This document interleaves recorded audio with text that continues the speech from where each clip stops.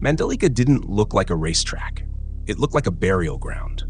The Ducati GP25, hailed as the ultimate weapon, Gigi Dall'Igna's crown jewel, sputtered like a dying beast under the Indonesian sun. Francesco Bagnaia, two-time world champion, the pride of Borgo Panigale, rode it into ruin. 1 week earlier in Motegi, he had walked with resurrection in his pocket. A double victory, smoke trailing behind his machine like incense at a funeral that turned into a coronation. The paddock whispered, "Pecco is back." But Mandalica doesn't whisper. It screams. It drags pretenders into the dirt. And here, Ducati's miracle child looked abandoned. His GP25 bucked, spat, betrayed him. Each lap he sank deeper, not just losing to Marc Marquez, Ducati's newly anointed Emperor of Fire, but losing to himself. 11 victories in 2024, now none in sight. Alex Marquez on a GP24 circled like a wolf. Aldeguer on a GP23 sneered with youthful hunger. Bagnaia's empire crumbled while Ducati's pit wall stood silent. Was this racing fate or factory execution? Did Bagnaia lose Mandalica, or was he offered up as Ducati's sacrifice to fuel Marquez's myth? After Motegi, the narrative was written in bold letters. Bagnaia is healed. He had exorcised the ghosts of Misano, where he left silent, crushed. He had silenced critics who said Marquez's arrival had broken him psychologically. 2 wins in Japan, one over Marquez himself, and suddenly the Italian was back in the conversation. Ducati PR flooded headlines, VR46 Academy sang his praises, and pundits began rehearsing speeches about balance between Ducati's titans. But beneath the gloss, cracks spread like fractures in marble. Ducati's empire isn't a team, it's a battleground of egos. Gigi Dall'Igna dictates from his throne, every rider a pawn in his engineering gospel. Davide Tardozzi plays diplomat, but his smiles hide daggers. And in this environment, Marquez arrived not as a guest, but as a conqueror. Pecco's style, smooth, calculated, elegant on corner exit, doesn't suit the GP25. This machine is forged for war, aggressive on entry, brutal under braking, demanding violence. Marquez bends it, breaks it, rides it like a blade.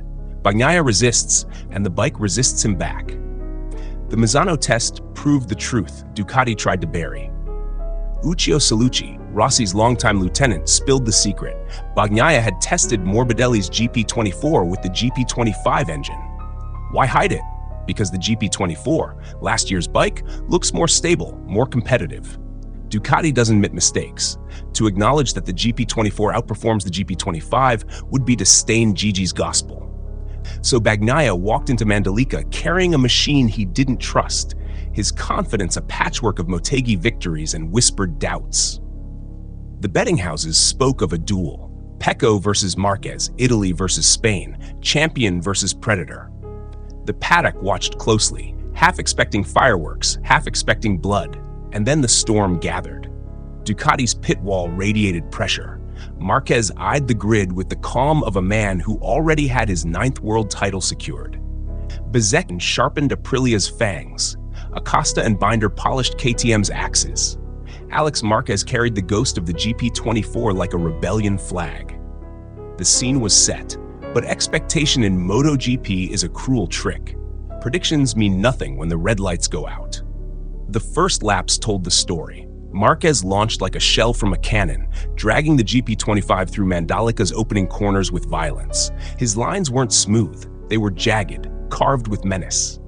Bagnaia, in contrast, looked like a man carrying weight on his shoulders, his braking zones tentative, his throttle timid. By lap 5, suspicions sharpened. Marquez was running consistent low 131s. Bagnaia struggled in the high 132s. Alex Marquez on the year-old GP24 hovered behind him, studying every hesitation. Aldeguer pressed with rookie fire, unafraid of factory legends. Each overtake Bagnaia attempted reeked of desperation. His braking, once his weapon, lacked bite. In turn 10, Marquez braked later than physics should allow. Bagnaia folded early, leaving the door wide.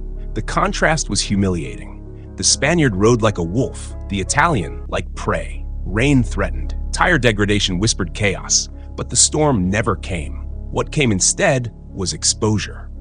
Every lap displayed Ducati's internal fracture. Marquez's GP25 looked like a missile in the right hands. Bagnaia's looked like a trap. Stats became weapons. Bagnaia had 11 wins in 2024. In 2025, his tally stood at scraps. In Mandalica, he couldn't even touch the podium. Meanwhile, Alex Marquez on GP24 hovered like a phantom, proof that Ducati's old bike outperformed its newest jewel. How does a factory justify this failure? By blaming conditions? By hiding in silence? Pedro Acosta diced with binder, KTM showing resistance but lacking top-end venom. Bezekin pushed Aprilia to the edge, destabilizing the Ducati narrative. And through it all, Bagnaia shrank. The cameras caught his body language, tense shoulders, clipped inputs, eyes of doubt. Marquez sliced forward, untouchable, his 9th crown already secured, yet his hunger unsated. Bagnaia bled seconds. Every lap he dropped felt like a dagger from his own factory.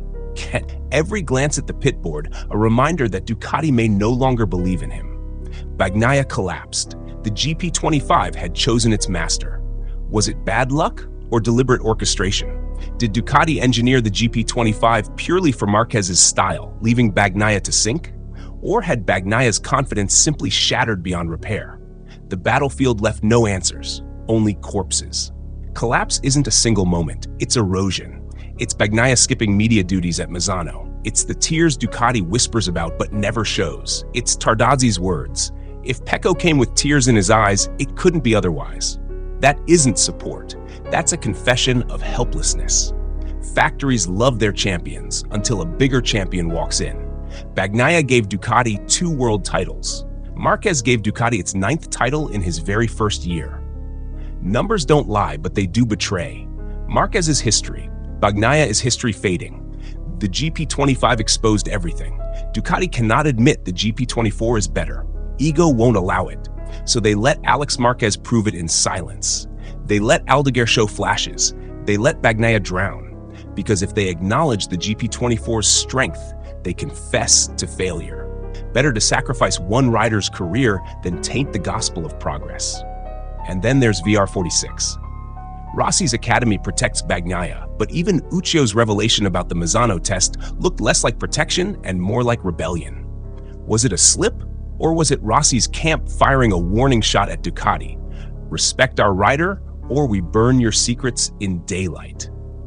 The collapse is psychological as much as mechanical. Bagnaia rides with ghosts on his back. Marquez rides with fire in his eyes. One has momentum, the other has chains. By the final laps in Mandalica, it wasn't Bagnaia racing. It was a man carrying the weight of being expendable. Strip the emotion. Look at the cold ledger. Marquez thrives on the GP25. Bagnaia suffers. Alex Marquez on GP24 humiliates them both by exposing Ducati's double face. Aldeguer proves the youth are unafraid. Acosta rides like the future already belongs to him. So what really happened in Indonesia? Ducati will say setup issues. Fans will say confidence crisis. But the darker possibility whispers louder. Ducati has already chosen its messiah.